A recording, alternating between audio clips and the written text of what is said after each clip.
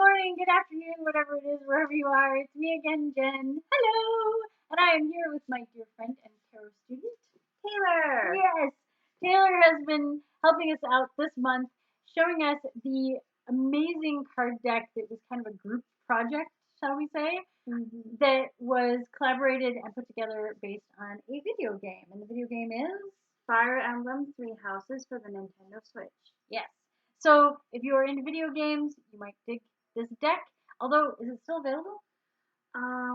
They did one more round of pre-orders. I think it closed recently, and I don't know if you'll be able to get it again.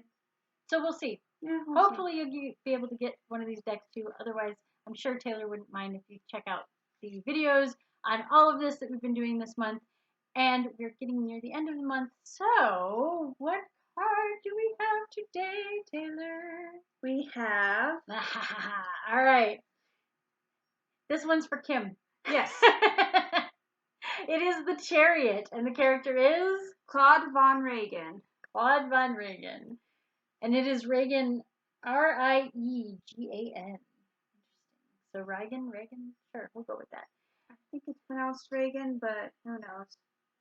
All right, so we know a lot about the Chariot, but we don't know a lot about him. So what is he all about? Claude Von Reagan is the heir apparent to the Leicester Alliance. I remembered the name now. Thank you, Bray.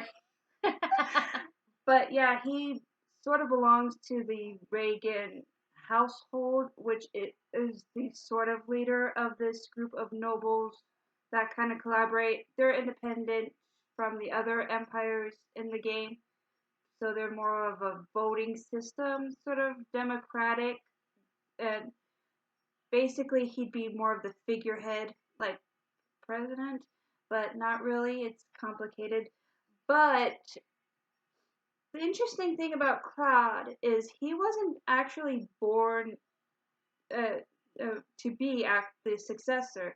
His mother is the daughter of the current Duke of Reagan, and she ran away to a different country named Elmira, and she fell in love with the prince at the time of the Elmiran people.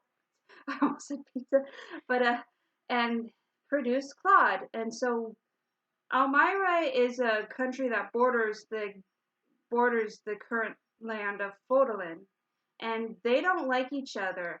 So he keeps his Elmiran heritage a secret, and he came to Fodolin once he learned of his mother's heritage in order to sort of succeed, because his goal is to basically unite the countries. He doesn't want there to be any hatred against the Elmiran people and vice versa, because they've been at each other's throats for centuries, and it's caused a lot of pain and devastation. And so once you first get into the game, you look at him and you think he's a very lazy individual because he's kind of flirty, kind of wishy-washy and stuff like that. But once you get to know him, you realize he's a very driven individual. Whichever sex you play as Violet, you're his teacher. And so you're basically see that he actually does his assignments. He pays attention in class. He assumes that leader role.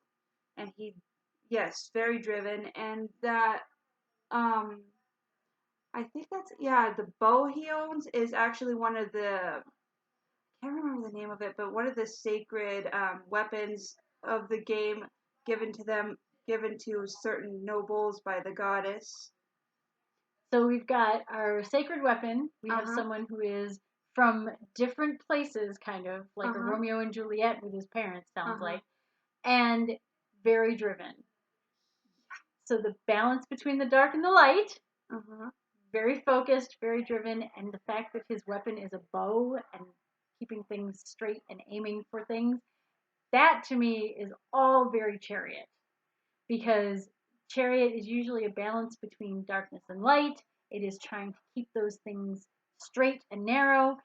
It's about getting to your location in the fastest, most direct way possible, and constantly keep moving, keep driven in that sense of sometimes actually driving the chariot, and in other senses, just motivating yourself and others to do things and to move forward. And that progressive idea of getting those kingdoms to get along too, that's very much Chariot. And he is the house leader of the Golden Eagles class, so he does show his leadership skills. Of course, you're the teacher, you're the boss, no matter what. But he's sort of your right hand man. Oh, okay, cool. That's a good one for the Chariot too. I like that.